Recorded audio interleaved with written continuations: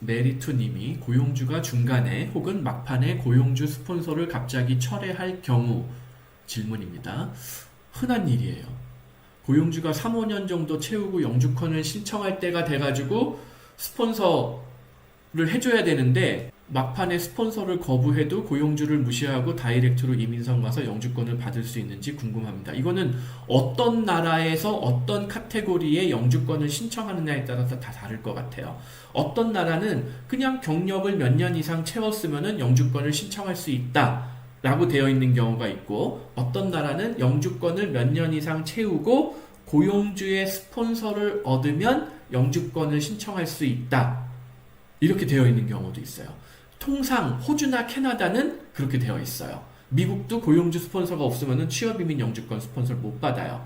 독일 같은 경우에는 고용주 스폰서가 없더라도 어쨌든 바뀐 고용주가 뭐 어떻게 됐든 하더라도 영주권 뭐 2년 이상 5년 이상 채웠으면은 고용주의 스폰서가 없이도 영주권을 신청할 수 있는 경우가 있어요.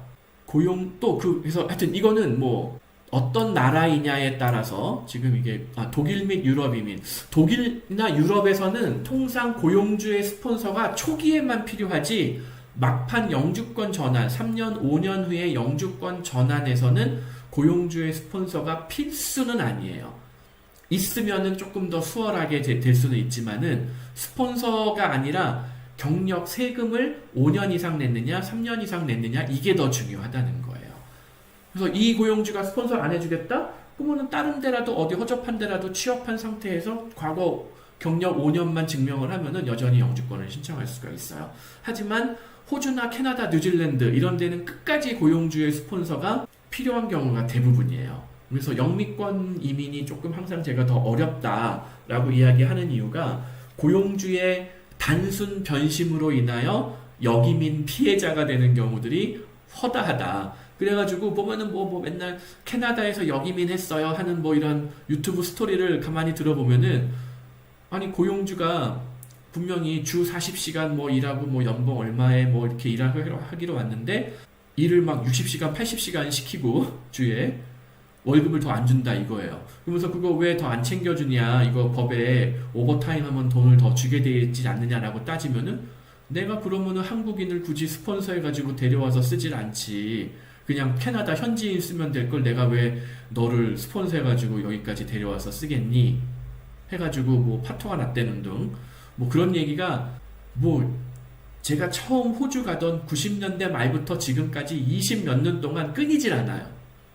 그래서 맨날 이민 사기가 어떠느니, 뭐 중간에 브로커가 고용주를 엉터리로 소개를 했느니, 뭐 또 거꾸로 고용주는 한국에서 굳이 스폰서를 해주면서 데려왔더니 뭐 도망을 갔느니 서로 욕을 해요.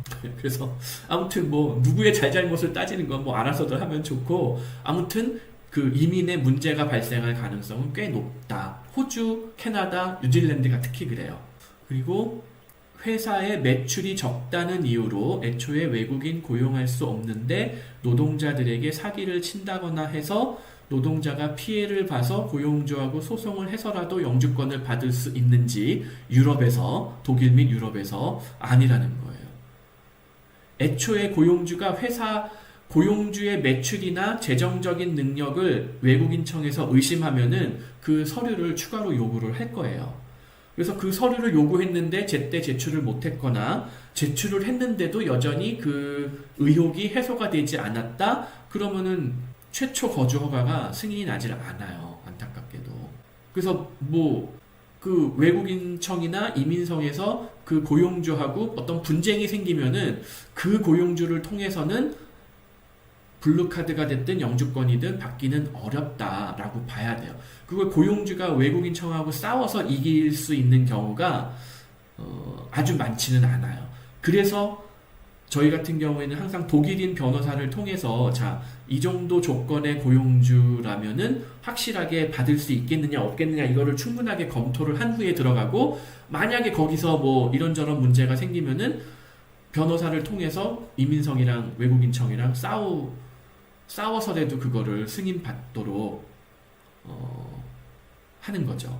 그래서 애초에 승산이 없으면은 그 고용주를 쓰시면 안 돼요. 그리고 40대 싱글 남자이고 정신과 당뇨병 등이 있어서 독일에서 도저히 1억으로는 영주권까지 못 버티면 난민 신청할 수 있는지도 궁금합니다. 요거 조금 심각한 주제인데 만약에 난민 신청 같은 좀 특수한 방법을 희망을 하면은 독일은 저는 비추해요. 왜냐면은 자 독일 지금 요새도 많이 문제가 되잖아요. 독일은 지중해에서 배 타고 건너기가 상대적으로 쉬워요. 그리고 육로로 갈 수도 있고, 즉 북아프리카나 중동에서 난민이 들어가기가 쉬운 지역이라서 최근에 뭐 이탈리아의 무슨 섬에 그 난민들이 왕창 몰려가지고 뭐 EU에서 지금 문제가 되고 있거든요. 지금 교황님이 왜 프랑스에서 이탈리아에서 넘어가는 흑인 난민들 막느냐 해가지고 지금 그 프란체스코 교황님이 프랑스 가가지고 마카롱이랑 뭐 막 한바탕 하고 있단 말이에요. 심지어 그게 어디냐? 하여튼 제가 그 섬을 찾을 수 있을려나 모르겠는데 여기 몰타가 여기 있으면은 요 섬이었던가? 뭐 이런 섬이 이게 이탈리아령인가 그래요. 제가 요 섬인지 어디 섬인지 제가 여기 람페두사 요 섬이었다. 요 섬이거든요. 요 섬에 지금 무슨 뭐 몇만 명이 배 타고 넘어왔다. 왜? 그게 왜 가능하느냐? 자, 여기서 여기까지 몇 킬로예요? 한 100킬로 조금 넘잖아요.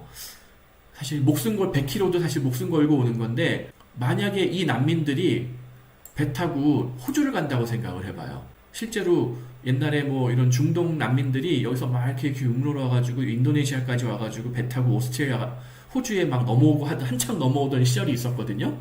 그거 막 법 개정해가지고 지금 다 막았어요. 난민 신청 못하도록 호주에서.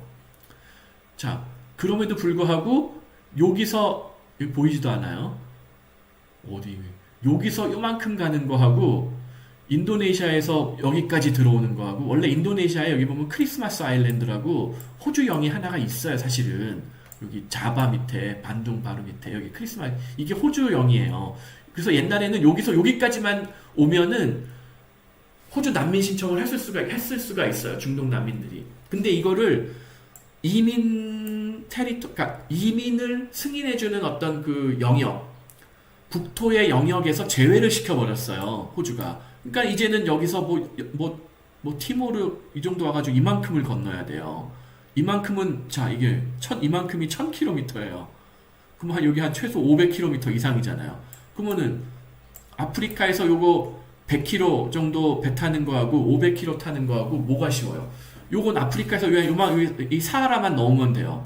물론 이제 원래 우리가 흔히 얘기하는 흑인들 서브 사하라라고 얘기하는데 사하라 사막 위쪽의 아프리카와 사하라 사막 남쪽의 아프리카는 달라요.